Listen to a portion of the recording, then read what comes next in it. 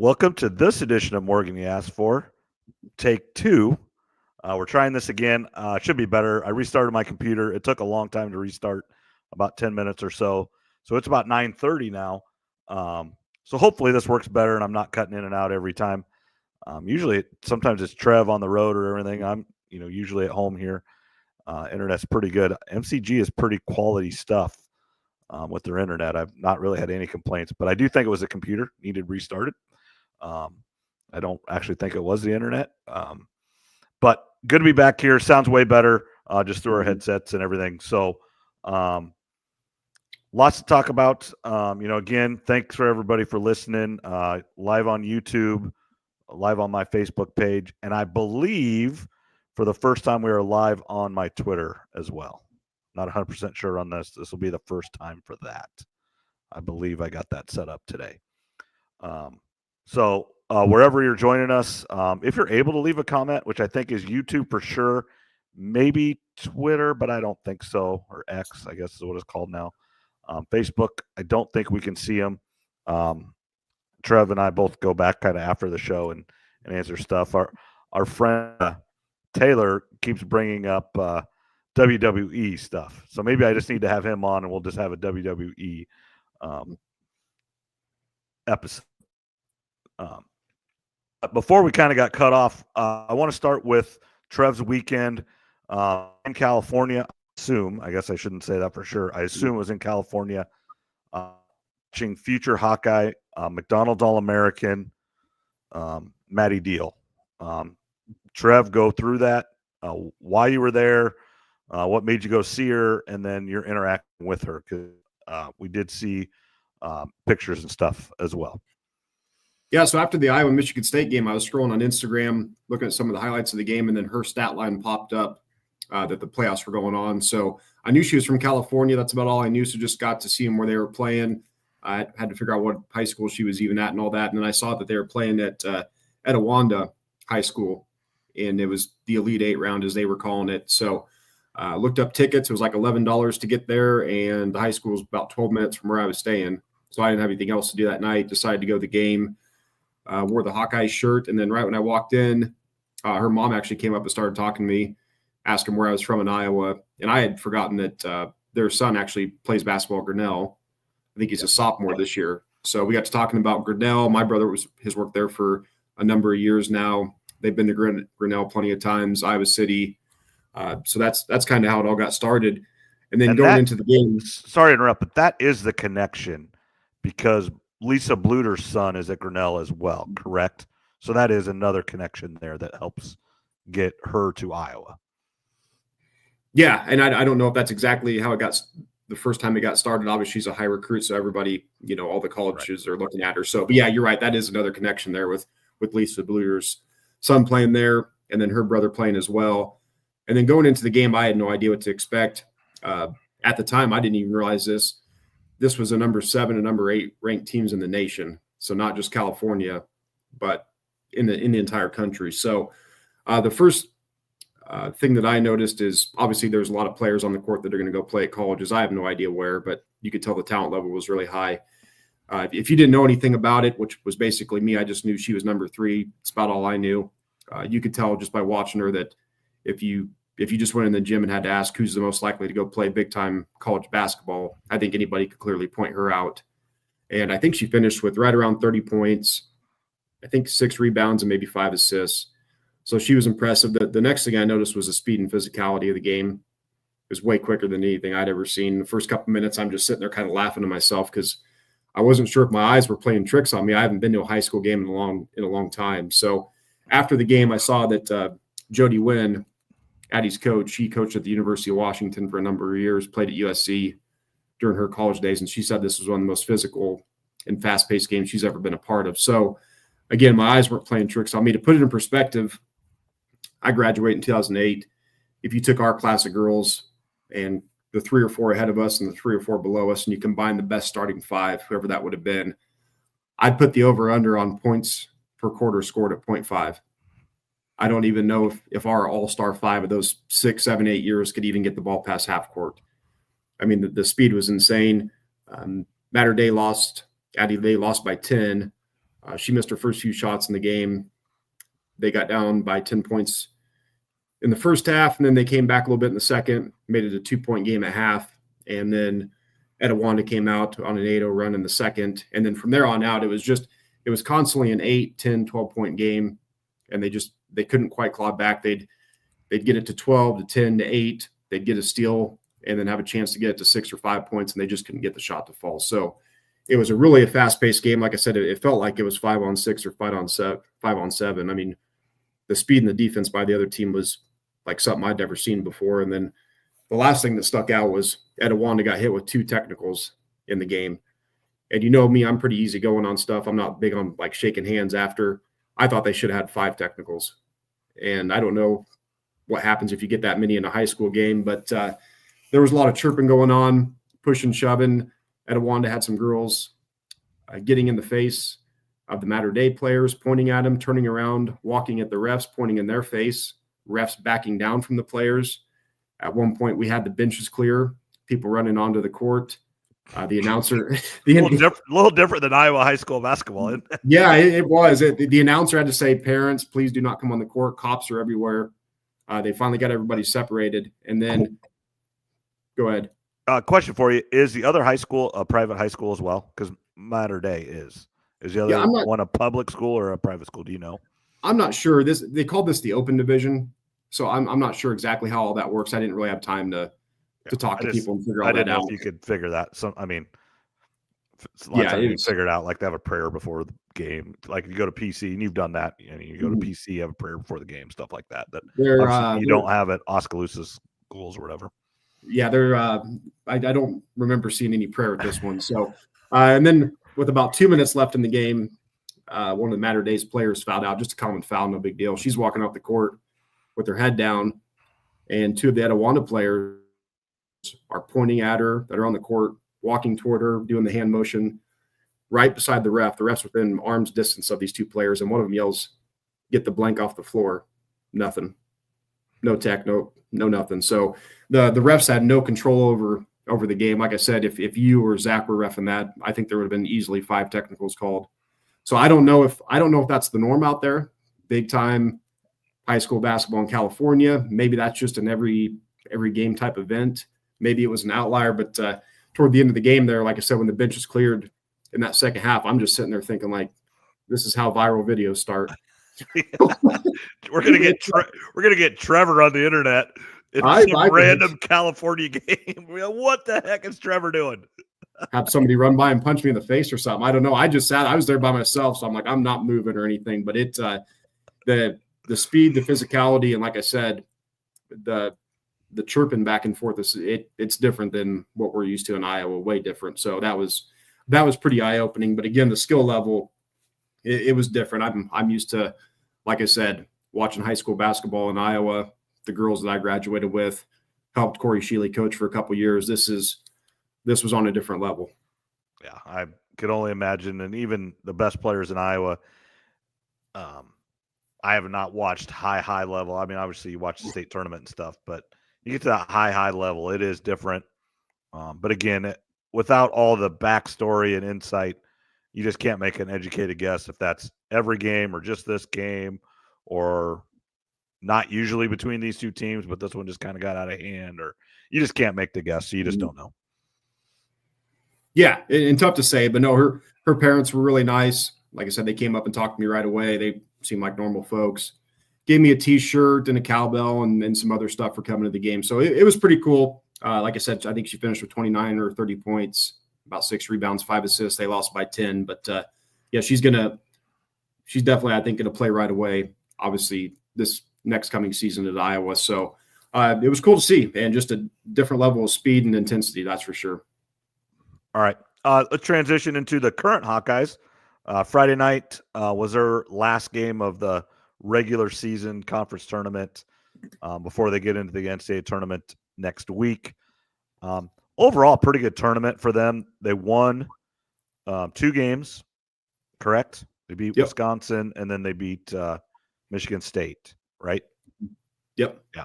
And then they lost in a very good game against Ohio State, who Ohio State's pretty good now. Ohio State, the next night got ran out of the gym.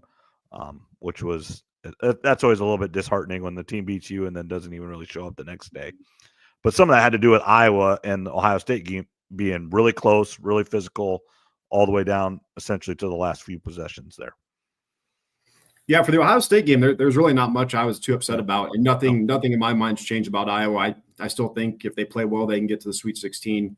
We'll talk about their potential matchups here in a second, but Kylie Feuerbach had a wide open three there with about 30 seconds left. I was fine with her taking it. If she makes that, we go up 4, and then right as the foul in the free throw game, you take your odds, or you take your chances there up 4 in that situation. So I like the shot.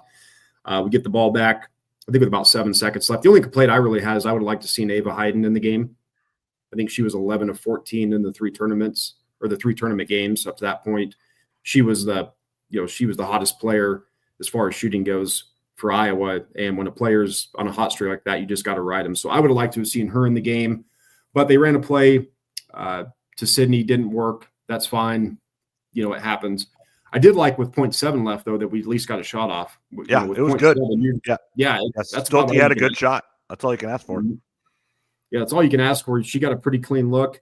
It was just a little bit off, but I mean, with 0.7 left, if you can just get the ball in the air toward the rim, you're pretty happy. So, yeah, wanted to win the game. I'd like to think that Iowa would have put up a better fight against UCLA than Ohio State did, but Iowa didn't earn the right to find that out. But again, I still have no doubts that they can get to a Sweet 16, and this is kind of talking about next year too, but I wouldn't mind seeing Ava Hayden start in the first game of March Madness. Her and Stolke, obviously Lucy and Sydney, and then I don't care if you start McCabe or Kylie, take your pick on that. But I would go in with Ava Hayden starting. She's on fire right now. You gotta ride that hot streak, like I said, while it's still going. And I think you can catch your opponent off guard a little bit doing that. And that's the one. McCabe had 2 open threes. Not at the real end of the game, but probably about 4 or 5 minutes left. Kind of back-to-back opportunities to get the lead either more or to take the lead. I can't remember exactly, but there was 2 good looks that they needed her to hit at least one of them. You're not going to hit every one, but if you want to get to the Sweet 16, she's going to have to hit some shots. That's what she's there for. That's what she's getting paid to do. I mean, in literally terms, is to knock down 3-pointers, and she needs to do that. Yeah, I think she was 0 for 6, so that typically you give her 6 shots, she's going to at least make 1 or 2. So, yeah, that goes with the tournament for any team. I mean, you can go in on a good winning streak into March Madness, and if you have a bad night shooting, you're on home. Same thing. If you go in kind of on a bad streak, but you have a good night shooting, you can beat just about anybody. So, other than kind of the 1 and 2 seeds, the 1 and 2 seeds can typically get away early with a bad game and still win just because of their talent level. But no, Iowa, nothing really changed for me. And I just looked a little bit ago. ESPN had them at a number 6 seed, which is what we kind of figured. Mm-hmm. They would have to, if it goes chalk, they would have to play Duke to get to the Sweet 16. That's going to be a tough game. And then this particular bracket, again, if it goes chalk, would have TCU versus Iowa in the Sweet 16. I think it was. So Haley Van Lith, I think third time in 3 years, right? Yes, that Iowa's played LSU, Louisville, and then now TCU. Yeah, I think I did hear that if it goes the way it could be 3 years in a row, and she was really good. And she was Big 12 Player of the Year, and TCU won the conference. And TCU went from last year, kind of transitioned maybe a little bit into the Big 12 tournament with Iowa State, but TCU last year was open practice or open tryouts for players. And now this year they won the Big 12, got Haley Van Lith. Just that's how fast money and you can change things in college sports today. It's so much different than before. You don't have to give a coach 3-4 years now. It's if you can see it's not working after 1, maybe 2 years, you can let them go because it's probably not going to work. Because you can do it instantly. TJ Altenberger at Iowa State obviously did it instantly. Example here in the women's game with TCU, it can change that fast, and that's the discussion with Iowa going forward, which we'll have here in a few minutes. It can change that fast. You don't have to. Well, is the new coach going to be that much better than Fran? Well, we don't know, but we know it can happen, and you'll never know unless you try. Yeah, I think this was Haley Van Lift's first conference championship there with TCU, and you're right, it happened in one season. That's how quick it can go. And one last thing for Iowa women, now that you brought up, obviously Haley Van Lift transferred to TCU. The only really concern I have for Iowa women next year is who's going to play the point. Leah Guyton, she can handle the ball well, and she's fast. But the one thing I noticed, especially against Ohio State, she's got tunnel vision. She had Lucy Olson open a couple times. All she had to do was just pass it to her right, and she didn't even see her. So that's my big concern for next year is who's going to play the point. Maybe Addison Deal can. Maybe Iowa brings in another transfer. Again, they don't have to be as good as Lucy Olson or even score as much. I'm just more worried about getting the ball up the court and then making the correct passes. But again, that might be something for Iowa. Do they bring in a transfer player? But again, back to Haley Van Lift and TCU there, getting the wins. Looks like they're going to probably be a 2 seed in the tournament. And then looks like Iowa State women is the last 4 in. I did see them as a 10 seed when I looked a little bit ago. Yeah, it a little bit here or there, but I think with their couple wins in the Big 12 tournament did help them. The win against Kansas State, the last game of the regular season, helped them. And so I do think they're in the tournament. Yes, there's some people have them last 4 in playing those play-in games. Some of them have them not in the play-in games, but as like you just said, 10, 11 seed. But they're in, and it's a little bit disappointing, but they are a team that, just like last year, where they played the number 2 seed Stanford and they gave them all they wanted. In the first, Addie Brown scored 41 points in the win down in the Big 12 title game. And then Audie Crooks scored 30 in the next game. So, I mean, they got 2 people that can score at will. And if you can get a little bit of help from somebody else, and like you said, one of the other girls goes 4 for 5 from 3. All of a sudden, it's 66, 68 with a minute left, and you got a chance. And that's all you can ask for. I would say overall, this has been a little bit disappointing year, but I think it comes down to the senior 6th year was hurt. And I shouldn't even say hurt, had her physical limitations with her mental, disorder, whatever you want to call it, was just her physical issues. Wasn't able to play as much and give everything she had just because of her physical deficiencies this year compared to past years. Like she was first team all conference as a sophomore. Last year was, I think, second or maybe honorable mention. And then this year was just honorable mention. So not as good a player as physically on the court. I mean, I think mentally and a coach on the court just as good, if not better, but just wasn't able to do maybe what we wanted her to do this year because of the limitations. Yeah, their season didn't go quite as expected throughout the regular season, which is kind of the opposite of Iowa State men. But if they can go on a run and win a game, and then like I said, in the round of 32, maybe give their opponent a heck of a game or even win it, all of a sudden the season turns around just like that for Iowa State women. Well, and this is because they all played last year too. Iowa State starts 4 sophomores. That's the thing too. Emily Ryan's a 6-year player, but all the other 4 starters are all sophomores. So along those same lines, got to keep here. Obviously, with players scoring 30 points, 40 points, people are going to call. Obviously, Audie Crooks is from here in Iowa, but Addie Brown's from Kansas, so not homegrown Iowa State fan all her life. So money's got to come, got to be good enough for them to keep them there. And then, just like every team, you got to go try to get someone. We need a point guard. You got to go try to get one. I'll be honest, I don't know who they have coming in, high school recruits or whatever. But you have to always be ready to get the best player you can with the resources you have. And then just in realistic terms of today's college basketball world, somebody's going to leave that you certainly don't want to leave. That's the reality. Then you replace them as well. Yeah, the fact that most of them are sophomores coming back next year is a good sign. To make the tournament 2 years in a row with that core group of players will be big. So next year, the expectations will be high again for Iowa State women, as they should be. We'll see what they do here. And then, speaking of transfers and the one of the two good men's team in Iowa. Let's go to Iowa State men, and then I know we got to talk about Drake men too. Yeah, Iowa State lost senior night against double OT against BYU, which that was a tale of two games. Started off pretty well. Then there was about a 15-minute stretch where they played god-awful and got down 21 points. Then they came back and actually took the lead and then went to double overtime and just couldn't get over the hump and end up losing that game to BYU, who's one of the hottest teams in the country. Won 8-9 games in a row, just skyrocketing up the polls and the bracketology.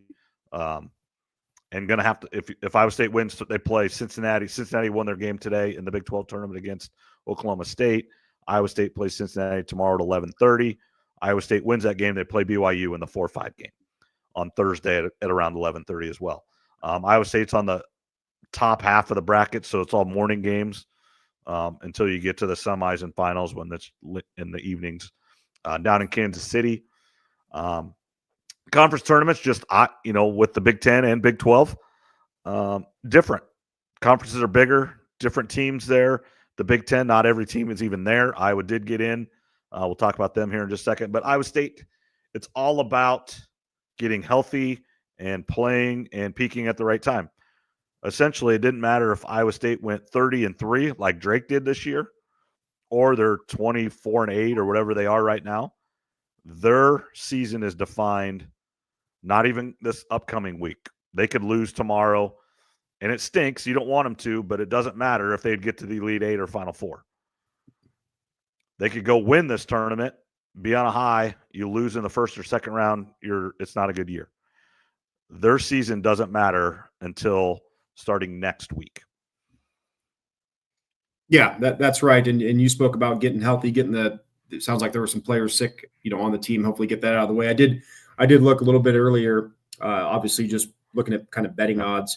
Iowa State is 25-1 to win the national title, but if you just want to bet them to get to the Final Four, they are 4-1. So that is, and I think they're 7th or 8th one to get to the Final Four. So at one time they were 3rd or 4th when they were number 2 in the country.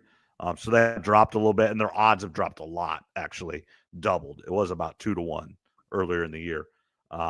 But in that game against BYU and against that game against Arizona, who's pretty good, and that game against Kansas State, where Kansas State never had a chance, they've shown they can still be that really, really good team. But they got to put all 40 minutes together. They need all 8 players as healthy as you can be. No one's 100% healthy this time of year.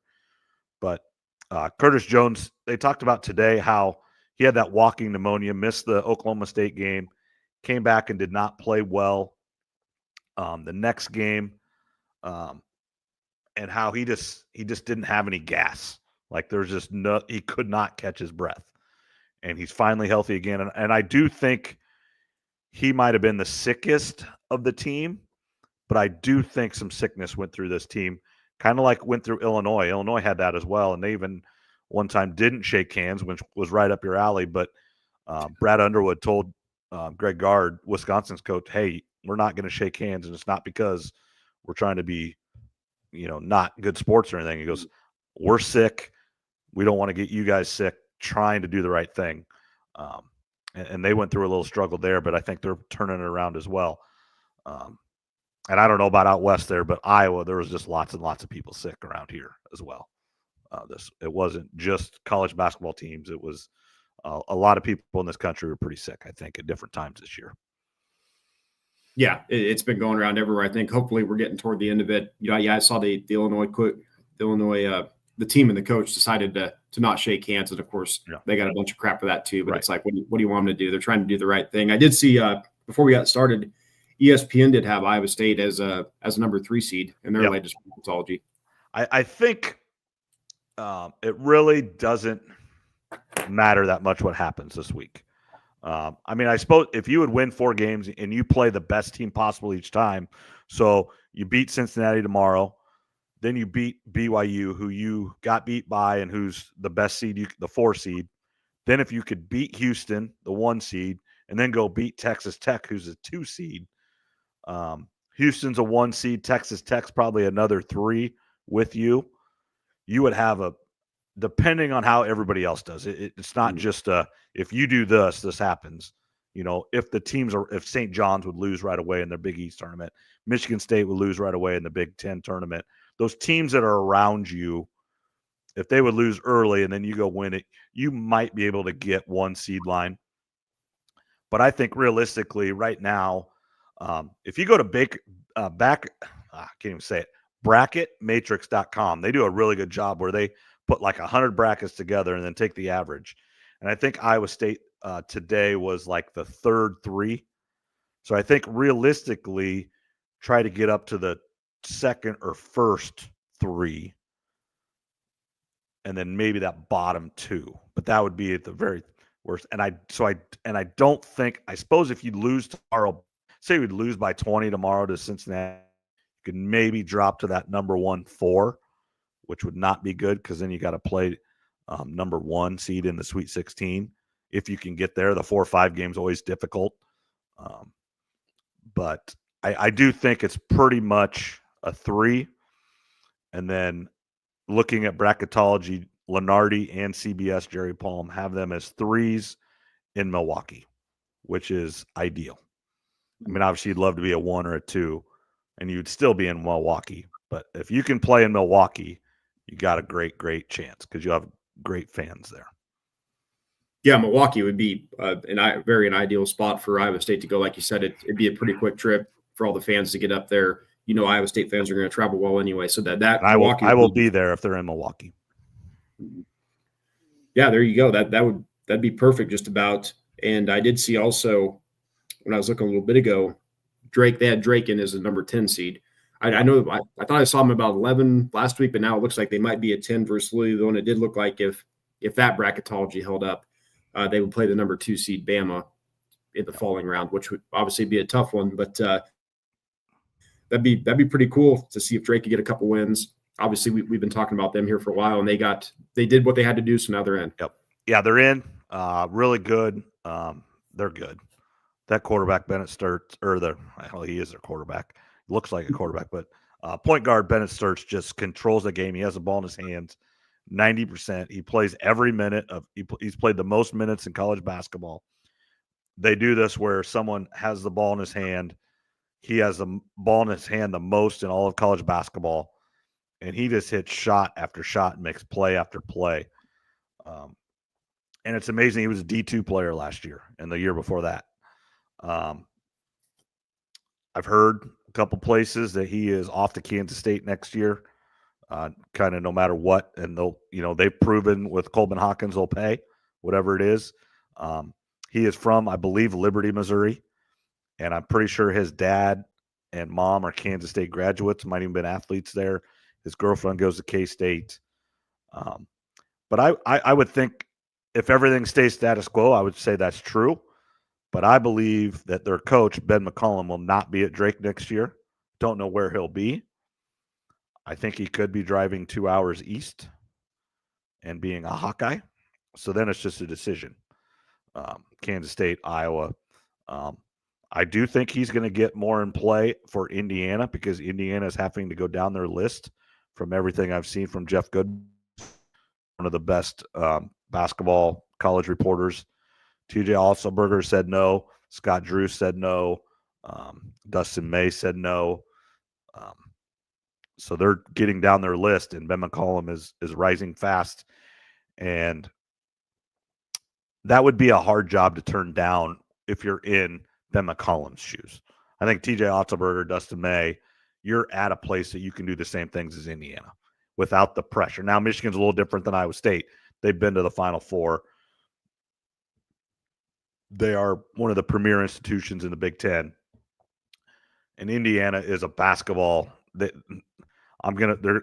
think they're Nebraska football.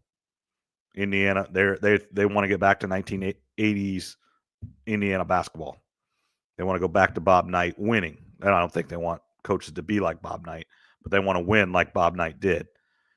So TJ Otzelberger, if he would somehow go 500 next year, he's not getting pressure. Now, there'd be people that start questioning him, but he's built up enough leeway where he can have a year or two of not great. You go to Indiana, first year, 500, okay. Second year, you better win and win now. So I don't know if he wants that, but Indiana's also going to pay him about $6 million a year or more, and he's going to be able to have a roster of a lot of money in NIL compared to Drake and compared to almost anybody. Indiana will support their basketball program. Yeah, I just looked while you were talking there. Drake to make the Final Four, if you're a betting person, it's 90-1. So I just wanted to see what that was to make the Final Four. But no, for him, if he was to go to Iowa, do you have any idea what the pay difference would be between Iowa and Indiana? Is it pretty much the same? Obviously, it's going to be more than Drake, of course. So Drake is private, so they do not have to say. Mm-hmm. I would say it's probably about $1 million a year, if I had to make a guess. Obviously, which is very good living in Des Moines, Iowa. Fran McCaffrey, I think, gets 4.5 a year. I would say they'll pay up, maybe not him because he hasn't, but I think there's some coaches that I think they would go up and pay like 6 for. But really, it's not about how much he gets paid, the coach, because obviously $4.5 million is a lot of money in Iowa City and in most places. It's how much NIL money. What's your budget? And right now, Iowa men's basketball is not good.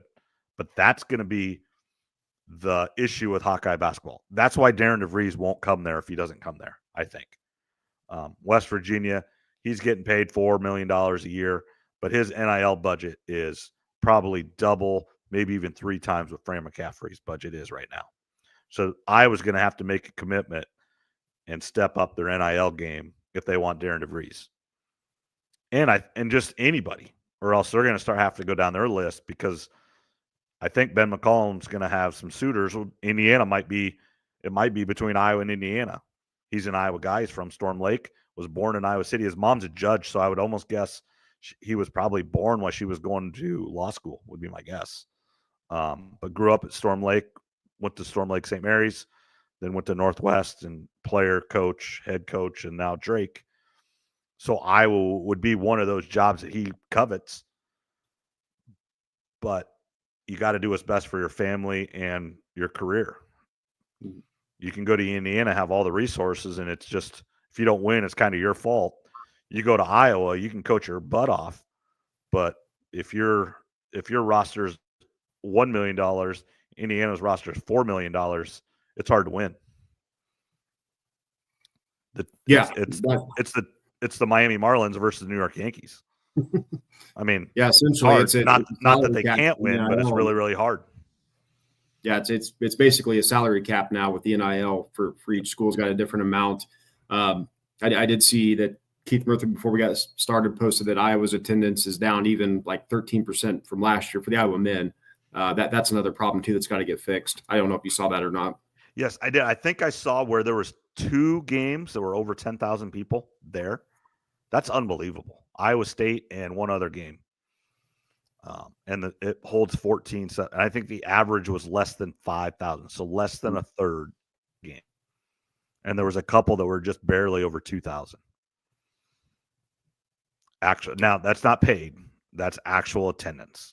Because there's probably 5,000 to 7,000 season tickets would be my guess.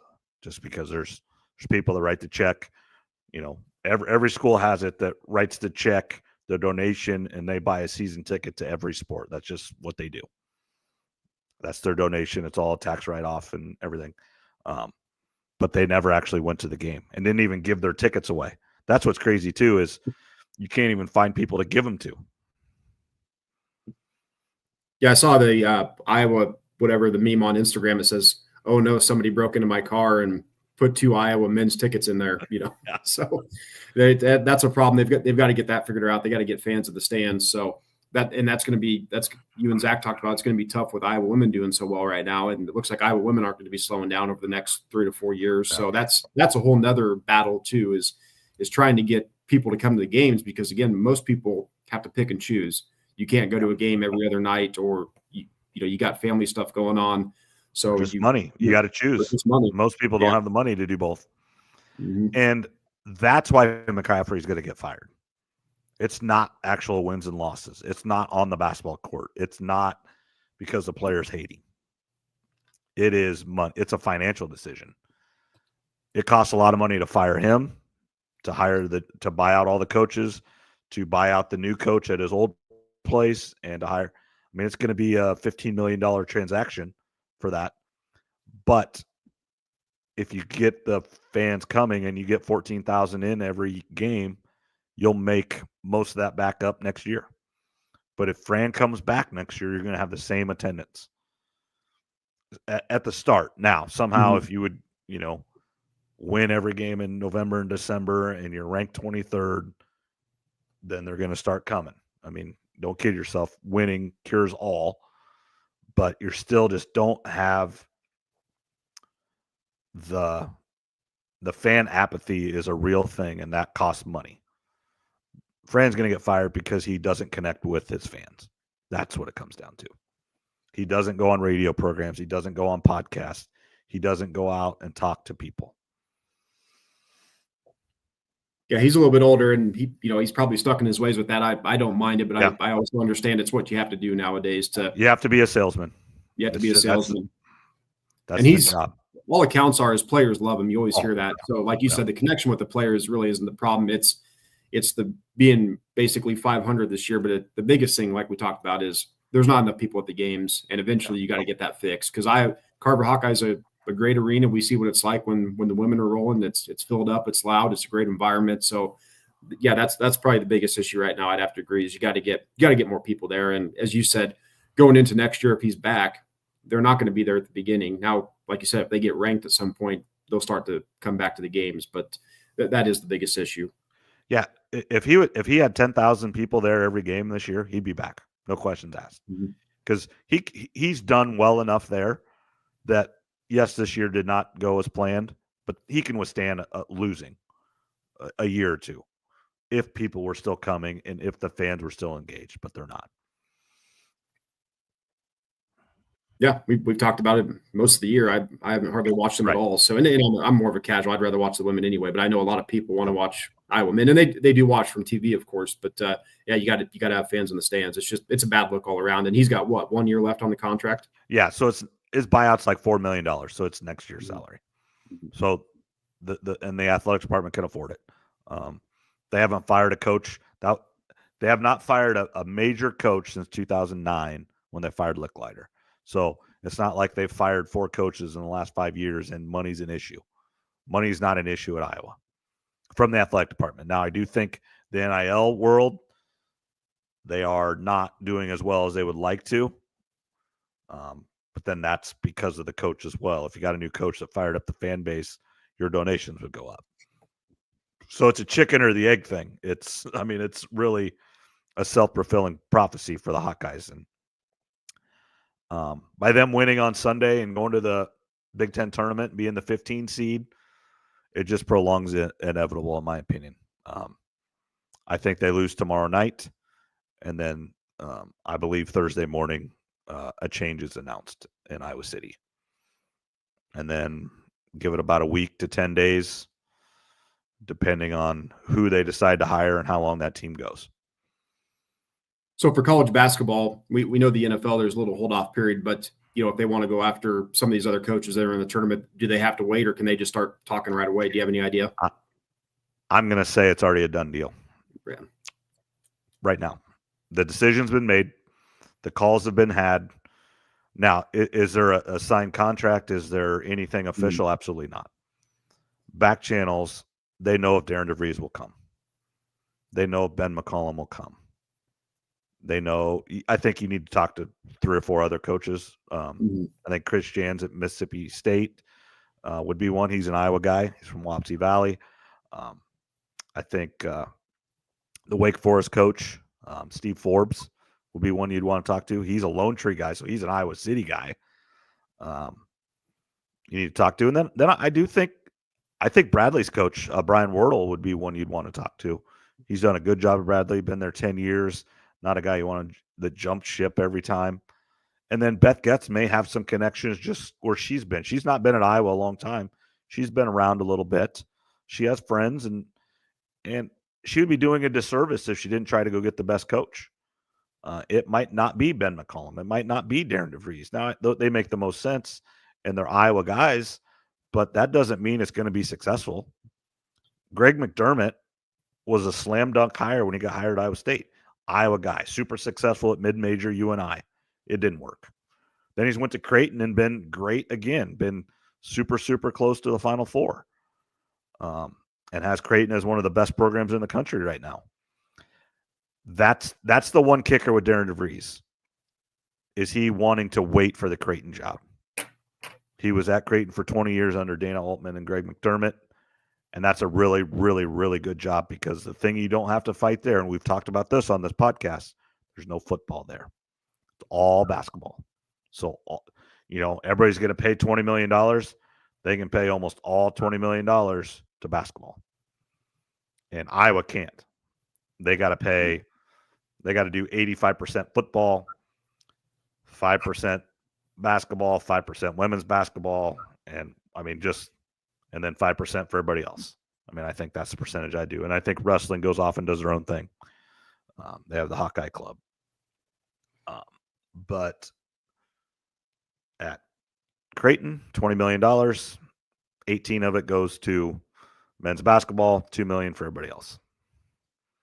That's a big number. Yeah, it sounds like, I think what you're saying is our buddies Vince and Mike are going to have to dish out some money to the Iowa NIL. We're going to need them. Yeah. Those guys got the big bucks up there near Iowa City, so they're going to have to chip in. You live in Coralville and North Liberty or Iowa City, you got to buck up to your Hawkeyes. Living right by the golf course, Vince does. Right by the Elks course. So it's for Iowa. That you're right.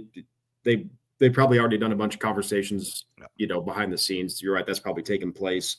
What else we can look at? Did you? I did have a question for you for March Madness. I did look betting odds. You can get Duke and Auburn versus the field at plus 175. Who would you take? Would you take the field or would you take those two? I would take the field. Auburn has not looked as good lately. They got beat by Alabama on senior night. And then Duke is really, really good. They could win it all, and so could Auburn. I do think Auburn's overall the best team. A little bit worried with Duke because they're young. They're freshmen. Cooper Flagg's a freshman. And it's hard to win with young players, but he's really, really good. He'll be the number one pick in the draft. I would pick the field just because I think Houston's going to have a say in this. I think Houston's really, really good. And then Alabama's good. Florida's good. There's other teams that can get – Tom Izzo and Michigan State is playing really well right now. They're playing – he can get there. And he's won a championship before. Crazy enough, it's been 25 years since the Big Ten's won a title, though, when he won it in 2000 when they beat Iowa State. The Big Ten has not won a championship. That's crazy. Now, they've been to a championship game several times. And Michigan – actually, the team that's probably been there the most in the Final Four is Michigan. Not even Michigan State since. Michigan's been there 2 or 3 times. Yeah, Michigan State is playing better. I think they were 20-1 to win it all last I checked, or maybe 18. And then I did write down, them, Iowa State, and St. John's are all 4-1 to make the Final Four. So if you like any of those teams, I did write down. I was just looking at the KenPom rankings. Arizona's 12-1 to make the Final Four, and Clemson's 16-1. Their rankings are pretty good on there. So I thought maybe there's a couple long shots to make the Final Four. That might be worth a bet. Yeah, and Clemson beat Duke in their only meeting this year so far. So we'll see how it does in the ACC tournament. And the other thing that scares you a little bit about Duke is they're beating everybody by 20, 30 points a game because the ACC is awful, which is crazy. Growing up, ACC was a Big East, and then the ACC took a lot of those Big East schools, so just made the ACC even better. But for some reason, the schools are bad now. Syracuse is bad. North Carolina is going to have 20 wins, but they're not good. Miami went to the Final Four not that long ago, but they're bad. Their coach quit in the middle of the year. Virginia's coach quit right before the season. It's crazy. Yeah, looking at the odds, the SEC teams, and you can get Florida or Alabama at some pretty good ones. The SEC seems to be loaded, which is just so weird because most of our lives growing up, it was SEC was a football conference, and now they're both. It seems like so they've got. You could make an argument that they're having a better basketball season than they did a football season. Right. I mean, they got 4 of the best 6 teams in the country. Mhm. And I mean, it's crazy. Yeah, Florida could win it. Alabama, Auburn, and Tennessee. All 4 of those teams could go win the whole thing. Now, I don't believe. Now, here's a question. Here's an interesting take at Indiana. Do they go for Rick Pitino? He wins. I think he cheats, but he wins. But there's way less cheating now because it's just all legal now. Yeah, I mean, at his age, does he want to move around again? I don't even know how old he is. I know he's older at this point, Right. but do you have any idea what his age is? Does he want to move again? Is he happy? Well, he's a New York guy. I mean, right. And he was at Iona, now he's at St. John's.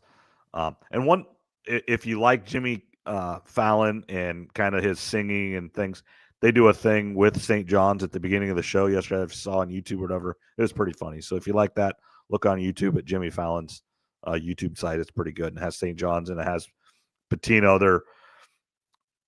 They're off a song that's kind of popular, making it a little bit sound like St. John's Red Storm and stuff. But yeah, I mean he's never been anywhere too long. I mean, just in his whole career, Providence, Kentucky, New York, the Knicks, and then back to Louisville, then got in trouble and went to Iona and won, and now won again at St. John's. He's won everywhere he's been except for the NBA. But yeah, I mean, I think those teams have to make a call. If I'm Indiana, I call them. And you make people say no. I really believe that. Like Atum was looking for a new boys basketball coach, and there's some coaches out there that I think you have to call and you have to make them tell you no, and most likely they will, but make them. You can't just say, well, they're not going to come. We're not going to. No, if it's a coach you think would be successful here, you make the call. There's a couple coaches up in Des Moines and stuff that have some connections to Atumwa and everything, and hey. It's home. It's closer to home. It's whatever you want to do. You got to make them tell you no, and then when they do, you move on. But I think Beth Getz needs to do that too. You go for a home run guy. I mean, if you think you can go get somebody, go get him. I mean, I think you go call Bruce Pearl. Mm-hmm. You call him. He's going to tell you no, but I think you have to call him.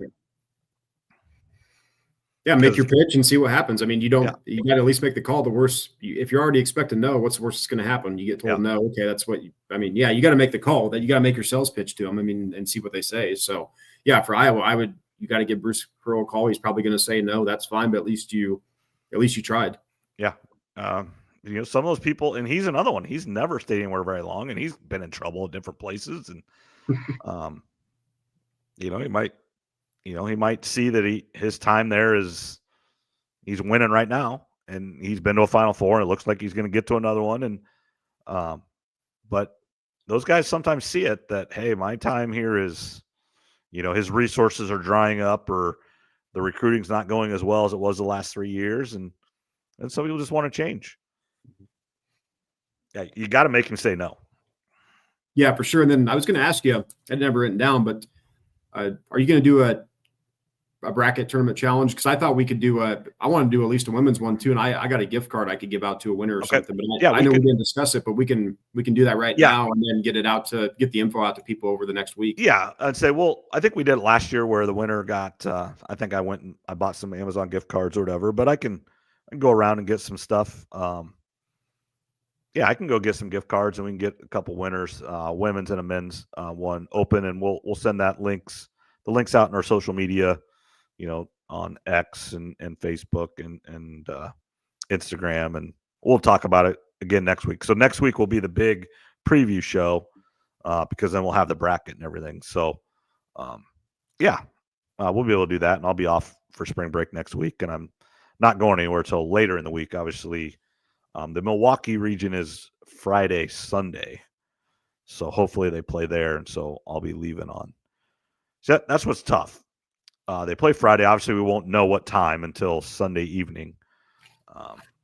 They could play at 11 o'clock in the morning, could play at 7 o'clock at night. But I don't want to drive all day Thursday up there because I want to watch the games. So it's like, oh crap. So I think the plan is if they go to Milwaukee, I want to get up and go Thursday morning, get to Wisconsin somewhere, stop, watch the games for a while, and get close to Milwaukee, stop for the night in a hotel, watch games at a bar or whatever, and then Friday morning get into Milwaukee and spend the day there. Yeah, if you leave early enough, you can get ahead of it a little bit, and then you can take a look at the scores once you're getting close to Milwaukee. If you got some good games on in the second half, you can stop for a little bit. If they're blowouts, just keep driving and get up there. But yeah, hopefully it is Milwaukee or somewhere close. So a lot of Iowa State fans. Milwaukee or Wichita. Milwaukee obviously closer by even about 2.5 hours. I think I did. It's only like 5.5 hours to Milwaukee from here. It's about 8 to Wichita. Then the next closest would be Denver, and that's 12.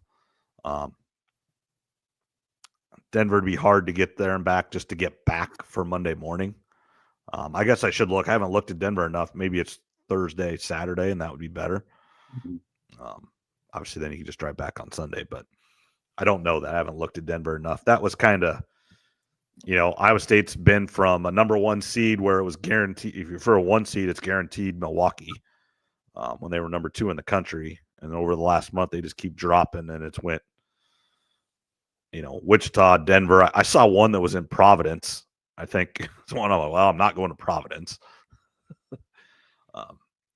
Yeah. So, and then, the Sweet 16 games, depending on what region you're in, I think is Indianapolis, Atlanta, San Francisco, and then somewhere out east. So the only one even remotely close would be Indianapolis.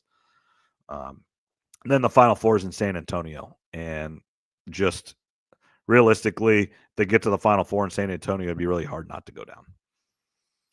I'm looking at. Let's see what tickets are for Denver. I looked a couple weeks ago. I was thinking about taking some customers. So how many people would you have if you were to come to Denver? Two. Right now, for the opening rounds Thursday, it's the cheapest ticket. Thursday, Saturday. $506 is the cheapest ticket. For just ticket. Thursday or for the entire set, the whole package, like Thursday and Saturday? That might be the whole package. It might be for all three sets. I would like to think that'd be the whole package because, 2 tickets are going to run you just over $1,000 right now. That'll change depending on who goes there. It is rounds 1 and 2. So you're going to get 3 sessions of games. So $500 and some dollars. You think it's a lot, but you're going to watch like 6 or I think it's. Yeah, because I think it's 6 games. Because I think it's 4 games the first day and 2 games then on Saturday. So it'd be 6 games. So it's actually less than $100 a game. Which, if you just went to those games individually, $100 a ticket isn't awful. Now, you also buy a ticket for $500, and you're going to have $125 fees on top of it, which that's a whole different argument. So the ticket's actually like $650. Yeah, the fees are outrageous. So hopefully, it's expensive. That's double than when I looked a couple weeks ago. So hopefully Iowa State plays, like you said, in Milwaukee, because then that'll save on the travel cost too compared to a Denver trip. Yeah, Denver, I would still drive. You could fly. I would look real quick at flights. Just if it happens to be $150, then it's probably worth it, depending on the times of the flight.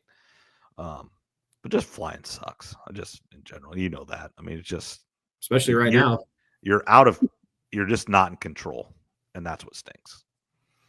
Yeah, flying's a little hectic right now. It seems like. So that will start next week. I got a show up in Fort Collins till Wednesday. But yeah, if it does happen to be in Denver and you make the trip out, I'll be around so I can come meet you. Yeah. All right. Even if you don't go to the games or whatever, you can definitely hang out. So that's the thing with going to the NCAA tournament is, they win that first game, which Iowa State's going to be a 3. They should win. They've lost. Don't kid yourself. They've lost as a 2 and a 3 over their history. They should win. Then you got a whole day of nothing. You go watch the games, but in Denver or in Milwaukee or in Wichita, you've got a day where there's no games. So it's like, well, what do you do now? Well, I know what you do, but you go have fun and you find an establishment that has adult beverages and you go have fun. If you go to Wichita, you got to go to the Pump House. The Pump House? It's right across the street from the Courtyard Hotel. That's Owen Bohr and I have spent many a days and nights in there. So yeah, go check out the Pump House if you go to Wichita. Okay. Yeah, the only thing about Wichita would be kind of nice is you are going south, so you might get a little bit warmer. But bring the golf clubs. Yeah. maybe. I played 2 holes of golf yesterday. Went and filled up the golf cart with gas. Brett and I on Sunday filled up the tires. And it was nice. I'm like, well, about Cody was out there. It was getting just right about dark. I'm like, heck, I'm going to play 2 holes. So I went and played 2 holes. It's better than nothing. 1 and 9 on harvest. 1 and 9. Are you in mid-season form or no? Bogey. You just got to buy new clubs and the new clothes. It'll fix your game for you. Absolutely. All right, that's probably really about enough basketball because it's conference tournament. It is what it is. But I think over the course of the last few years, we've really seen that it doesn't matter as much as we think it does, because it really is only about 10%. They value Iowa State's game against Colorado in Hawaii on November 20th the same as tomorrow's game against Cincinnati. Not good teams. Both of them will be at neutral sites. It's 1 game out of 32. So let's just say they do get to the finals or quarters. They play 3 games.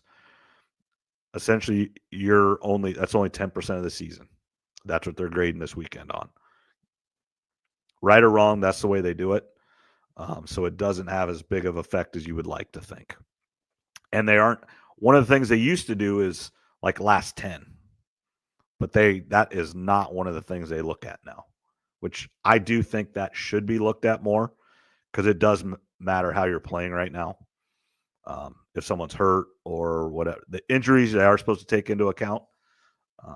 But I think last 10 should be weighted a little bit higher than it is, because I don't think it's supposed to be at all. It definitely should be a factor how you're playing your last 10. I mean, we see it all the time. You mentioned injuries.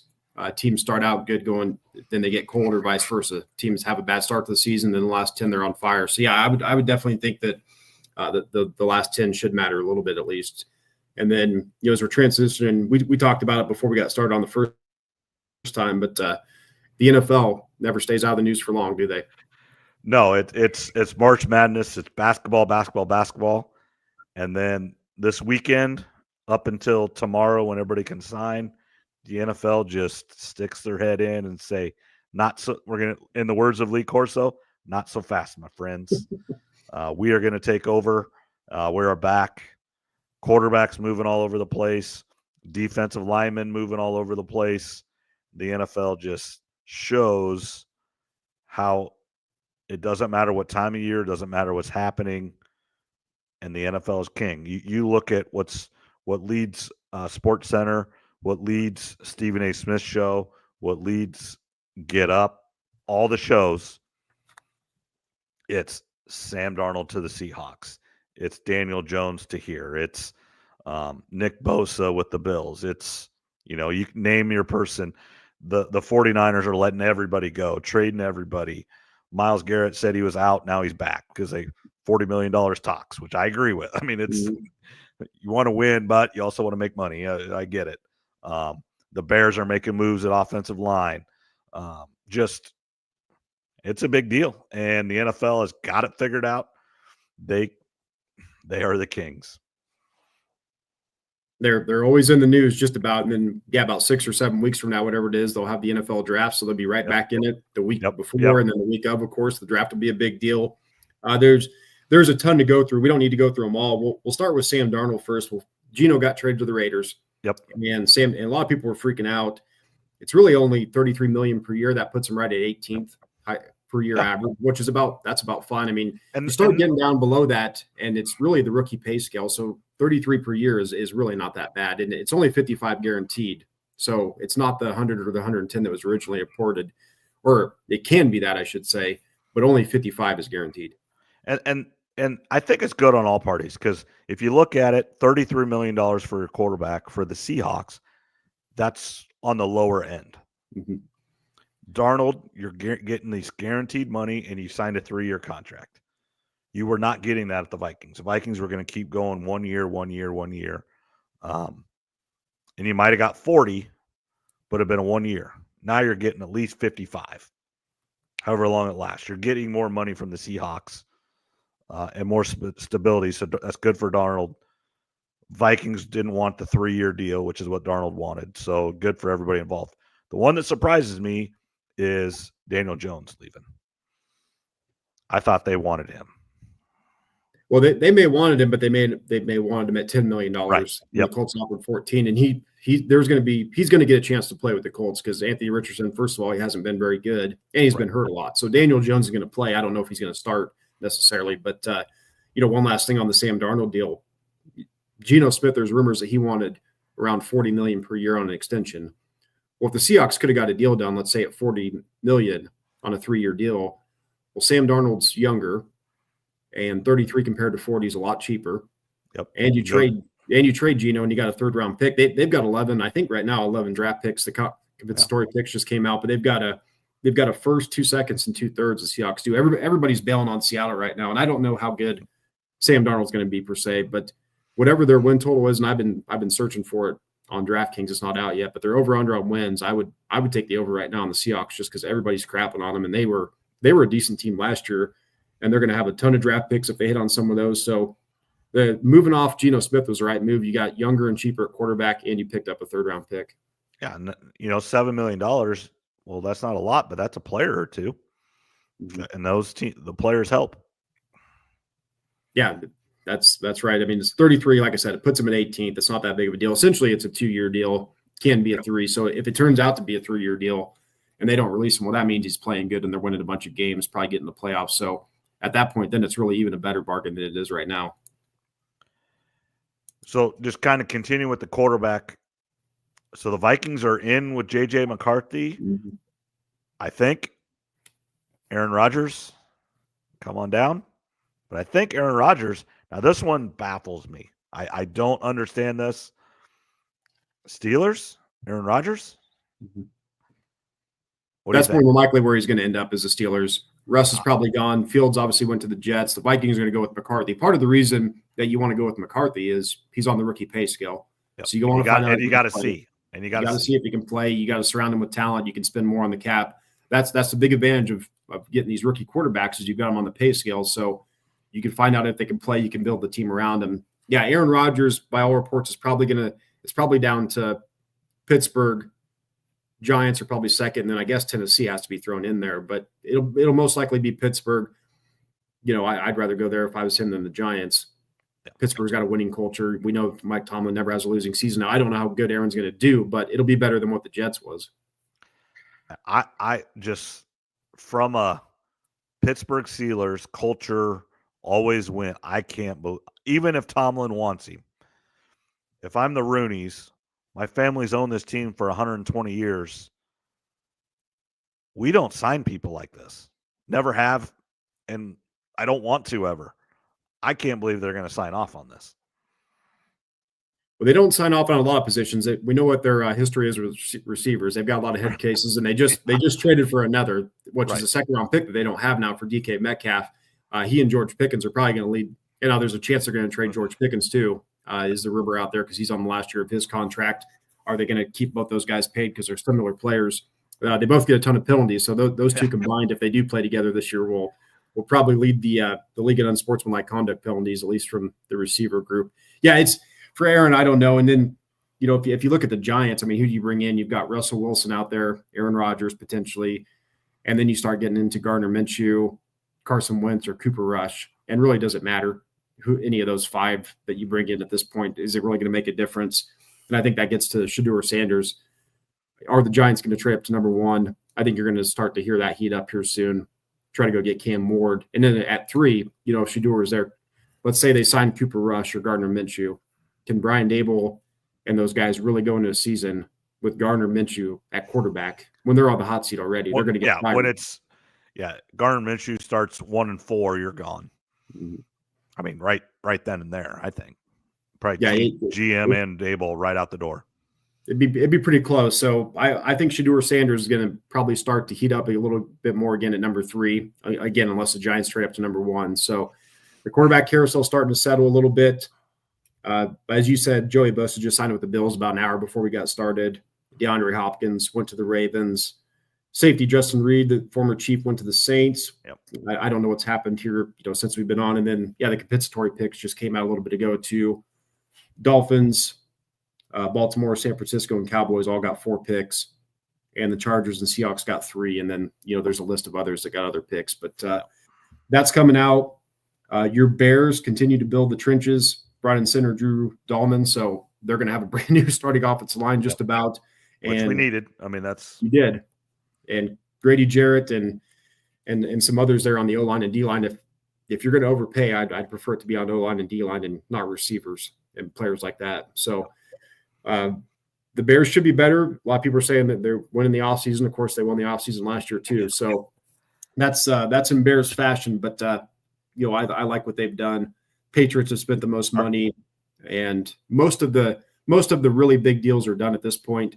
But over the next couple of days, you'll start to see better value for teams now that the big names are off the market for the most part.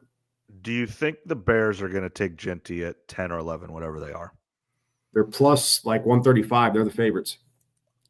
And a lot of Bears fans going crazy because that's way too high for a running back. But Ben Johnson went and got Gibbs when he was with Detroit, way higher than everybody thought he should. But it worked out really well. I'm not a big fan of that pick, but I am going to put my faith in Ben Johnson. So if he picks him, I do think that's the best thing for their offense. So I'll go. In Ben, we trust. Yeah, I looked earlier. I think it was like plus 140 or something like that. So see if I can pull it up real quick without taking too long. I don't know what's going on with DraftKings. But yeah, they were the favorites. Genty's going to be in play. Tyler Warren, like we talked about, maybe an offensive tackle or defense. Genty, I don't know what's going to go on with Genty. I'm almost wondering if he's maybe even gone before number 10, because this is a weird draft. It's not a strong quarterback draft. There's good depth at offensive tackle, but there's no super elite offensive tackle in this draft. If Joe Alt was in this one, he'd be the first tackle taken. So I think there is a chance that Genty goes a little bit sooner than people were expecting. All right. Anything else in the NFL? And then before we transition to college football, which is in the news as well. No, I mean, everybody can get on Twitter, Instagram, ESPN now and see all the signings. You can go per team. I mean, there's been dozens and dozens.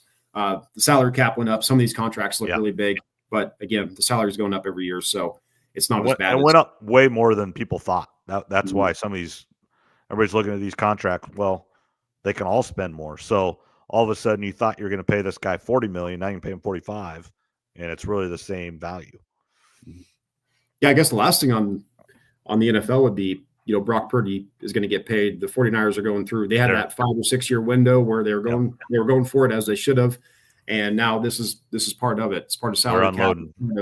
The Trey Lance trade where they traded away a bunch of picks. That's coming back to hurt them a little bit. So this is part of it. It kind of sucks to see Juszczyk and Deebo Samuel and some of those guys, because those guys were core players. But they're still going to hold on to Trent Williams, Kittle, Christian McCaffrey, and then we'll see what Purdy gets paid. My guess would be he and his agent are looking for about 56 per, because all the latest top quarterbacks have signed for 55 per year. The report came out that San Francisco offered 45 per year. Then it came out that was false. So I'm sure it's going to be somewhere in between 45 and 55. Yeah, I mean, that's just the reality of the quarterback position today. Now, they do not have to sign him right now, right? Or extend him. He still would have to play one more year on his rookie deal, correct? Correct. But I've talked about that for a few years. I'm like, eventually there's going to be a team that makes a quarterback play it out, but most of the time they get the deal done. So it sounds good to us. It's probably the smart move. Make him play one more year, a prove-it year, but very rarely does that happen. So my guess is, just like most of these quarterbacks in these teams, they're probably going to get something done now. Yeah, I mean, I agree. It's a little surprising they're not making him take it out, play it out a little bit, just so they could have kept all these guys. Or I think they just decided our run was over. We got to get younger. We got to dump some salary, because you're going from $975,000 for your quarterback to $55 million for your quarterback. Cuts have to be made. It's where I said it's a salary cap league. So this is part of it. They had that 5 or 6 year window, couple Super Bowls. It was well worth it. They came close a couple of times. So now it's a little bit of a reset. I don't think it's a full rebuild. They're the 49ers. Right. Shanahan, they're going to be fine. I wouldn't be surprised if they make it back to the playoffs next year. They're well run. I think they've got a good amount of draft picks too coming up in this draft. So if they hit on a few players, they'll be right back in the playoff hunt. So it really, what it comes down to is what's Purdy going to get paid, and then what money they have left over, who can they bring in, and how do they do in the draft. I hope he gets a lot of money, which 55 is a lot, but I hope he gets a lot, so he gives it to Cyclone Football NIL. Yeah. Just like Halliburton and Yang do. Sign big contracts, boys. We need good players at Iowa State. Yeah, no, that's right. We'll see what he gives back to Iowa State there. So that's really it for the NFL. And then college football. I didn't see an article on this. It was just Urban Meyer talking today, and I don't know if you heard about this, but I had it written down to kind of explain it if you need. Yeah, you wrote it out real well. I'll kind of let you do it, but yeah, I did hear about this. 4-4-2-2-1, is that correct? 4 Big Ten, 4 SEC, 2 Big 12, 2 ACC, and then 1, G5, whatever you want to call it. Mm-hmm. It's inevitable. That's what's going to happen. I don't like it. I think it should be, and this could go against the Big 12, but just like this year in SEC basketball, they have 4 of the best 6 teams in the country. If some year that the SEC would have that, or the Big 10, and it's a 16-team playoff, they deserve 5 or 6 sometimes. Mm. I believe that. And then there's going to be times where the Big 12 deserves 3. That's just reality. I just hate having it mandatory that they get this. Just like I do think, having the mandatory buys is dumb too. Arizona State and Boise State should not have been the 3 and 4 this year. Just should not have been. They weren't the 3rd and 4th best team in the country. You just have to go with it. It's going to go to 16. I think eventually it's even going to go more than that. But I think it's just inevitable to go to 16 in a year or two. Now, the interesting part is how they're doing it, how they're getting to their 4 and how they're getting to their 2. And I like it. I don't like it. For the 4, I'll let you explain it. For the Big 10 and SEC, how do they get to their 4? Kind of explain that. So how it would work is the Big 10 and the SEC would automatically get 4 teams in. Yep. First and second will get auto bids. Mm-hmm. Then what you would have is you'd have a play-in, kind of like the NBA does. Yep. You'd have 3 and 6 play, and you'd have 4 versus 5 play. So what this does, it's first of all, it'd be a 14-team playoff, but essentially it's a 20-team playoff when you factor in all the other teams that are eligible. It's just not called a 20-team playoff. So again, Big 10, SEC, they get 4 in, 1 and 2 are auto bids, 3 would play 6, 4 would play 5 for the right to get in. So that brings teams like an Iowa in, where Iowa's going to have trouble finishing in 1, 2, or 3 a lot of years. But if they can get into that 5th or 6th spot, then teams like Iowa, Wisconsin, maybe in Minnesota some years, they have a chance to get in the playoff if they win that game. If this would have been in play this year, Iowa would have played Indiana to go. Mm-hmm. Because Iowa was 6 and Indiana was 3. The question I have on that, 1 and 2 automatically go. Are they playing in a championship game or not? Urban Meyer didn't have to play a game for seeding purposes. Mm-hmm.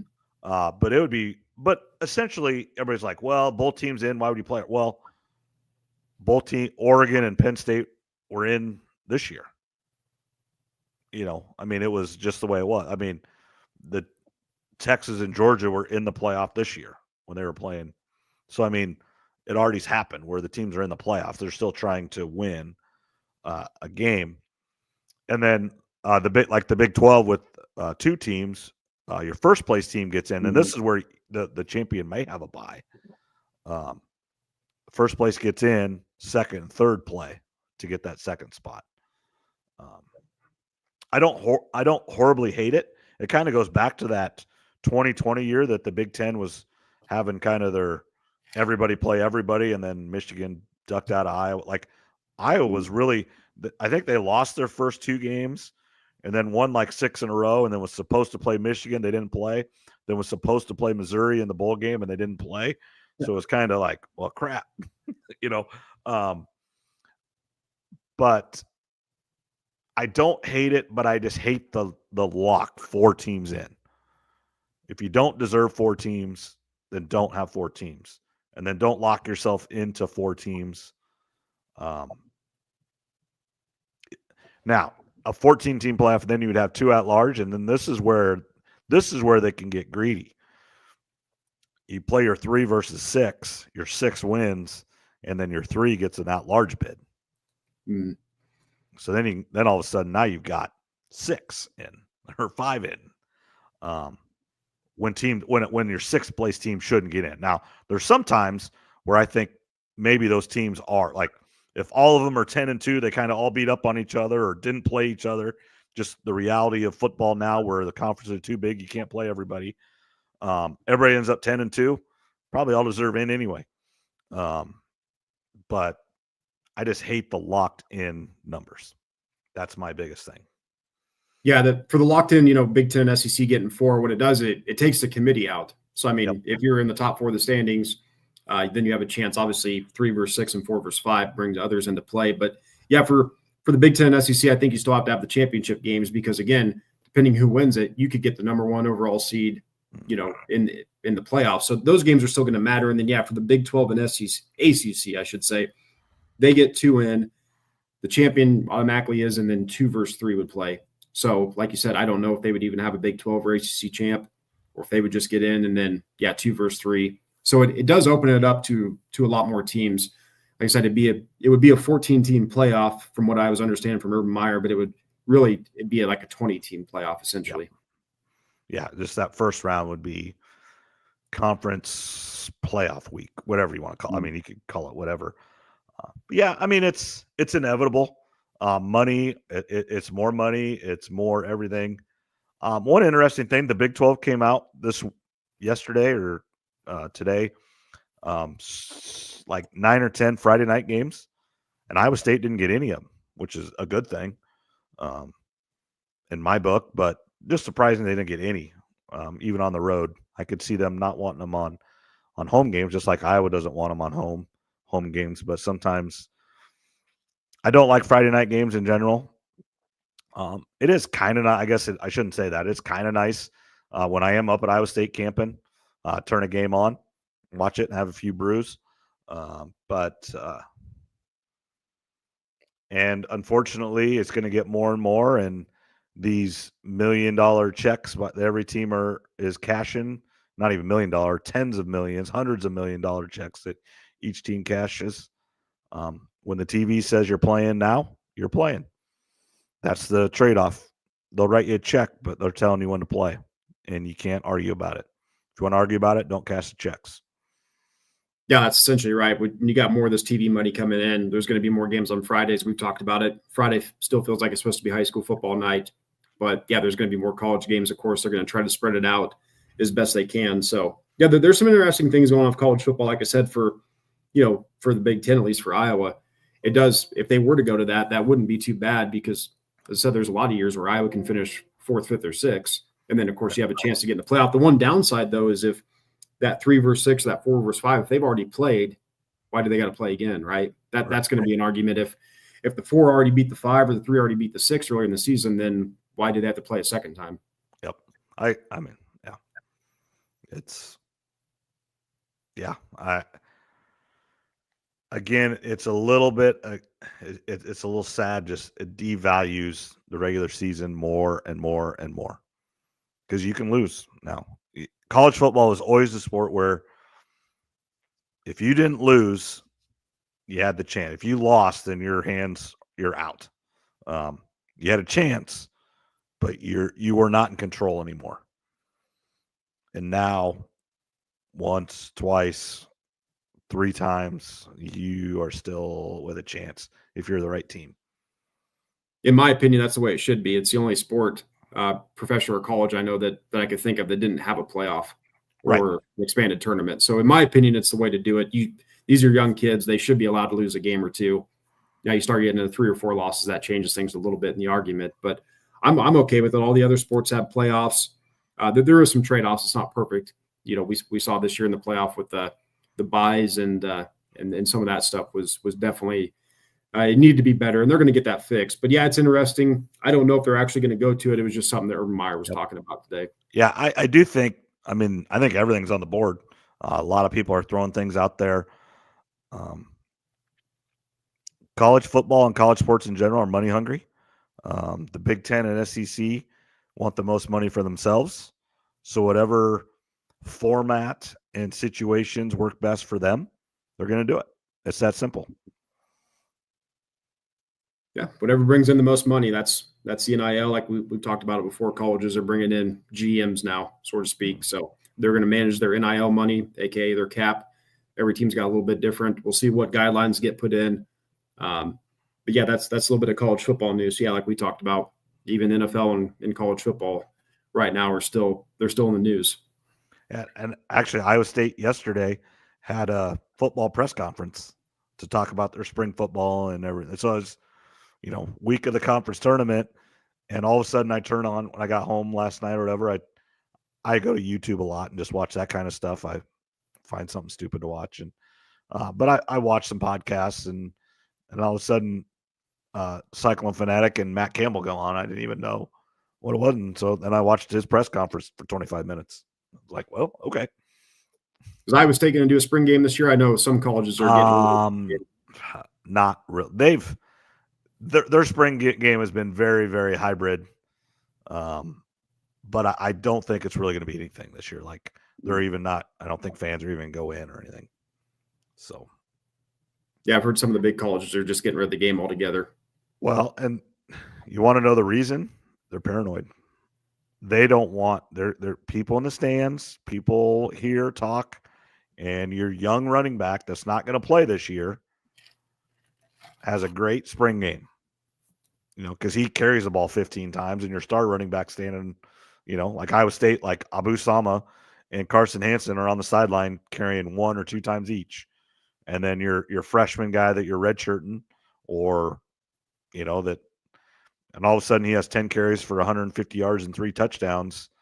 The portal opens in May, and someone got to him and going to offer him, you're paying him $100,000, and all of a sudden College F is going to pay him $300,000. All right. That's what they're paranoid about. Coaches are paranoid. Yeah, the transfer portal, that's definitely probably another reason they don't want to play the game. And because the season's getting longer, you want to try to avoid any potential injuries with the expanded playoffs, more games. It's like the NFL where the CBA, they want less practices, and less preseason games, right? Well, this is sort of the same idea in a little bit of a way. You want to avoid the injuries and the extra wear and tear on the body. And Iowa State plays a week earlier than everybody else this year with the game in Dublin. So they are a week ahead. So everything's just a week shorter from the spring game to the first game, 7 days. So, you sprain your ankle really bad or pull a hamstring in the spring game, it's 1 less week that you can get healthy. So, and that does matter. Yeah, absolutely. It's more and more like the NFL. College has always been like the minor leagues for the NFL. It still is, of course. Now they're just getting paid. So we're going to see the schedules look a little bit more like the NFL, the expanded playoffs, get rid of spring games and all that type of stuff. So, yeah, football's still in the news, but I'm still kind of in basketball mode now. It's basketball mode, but yeah. But again, when you turn on the sports news, NFL is still king. Anything else you want to talk about real quick, Trev? Nope. On my end, just Iowa State both play tomorrow in men's basketball tournament. Iowa State should win. Iowa should not win. But for the seniors, for Peyton Sandfort, for Fran McCaffrey, if this is it, which I do think it is, I hope the season lasts at least one more day. And then Iowa State, they need to win tomorrow. I'd like to see them beat BYU. Then you play Houston most likely, and then it's a toss-up. If you win, you win. You don't, you don't. And I think you live with that, and that's okay. You go back. You got a week rest, get everybody even a little bit more healthy, and hopefully you go to Milwaukee and win those 2 games, and then see where the chips may fall in the Sweet 16. Yeah, 2 programs heading in different directions. Iowa State's doing really well, as you mentioned. For Iowa, I think they're a 5.5-point underdog to Iowa State, and as you said, this this could be the last time we see Fran as coach. So just say they lose tomorrow, but they get invited to that Crown tournament. Have you heard about this in Vegas? I don't know if I have. The Big 12, the Big 10, and the Big East are sending teams that don't get to the tournament out to Vegas March 26th through like April 1st or something like that for a tournament that I think money goes to the NIL of the teams, which is a good thing. I could see Iowa going to that, and then Fran, like, what do you do there? Because your players are in the portal. You don't have a head coach. I mean, I don't know. You want to send your team there because it's money for your program and for your players. But that'll be an interesting situation if that would occur. Yeah, I've got no idea I haven't even really heard about that, so I'll have to check it out. Look that up. The Crown. It's a Fox deal, so the SEC's out of it because they're ESPN. But SEC or Ace, saying it wrong. The Big East, the Big 12, and the Big 10 that all have the deals with Fox are going to it. Yeah, I'll make sure to check that out. But yeah, obviously for Iowa State, hopefully at least get a couple wins in the Big 12 tournament. Yep. And then for Iowa, I mean, this is kind of probably the last run for Fran. So we'll see if they can pull the upset versus Ohio State tomorrow.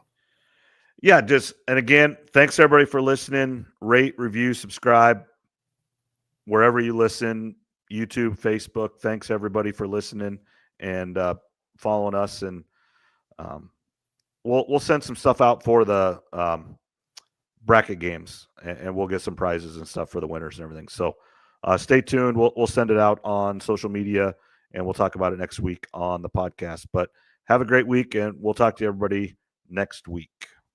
Thanks, everyone. Have a good night.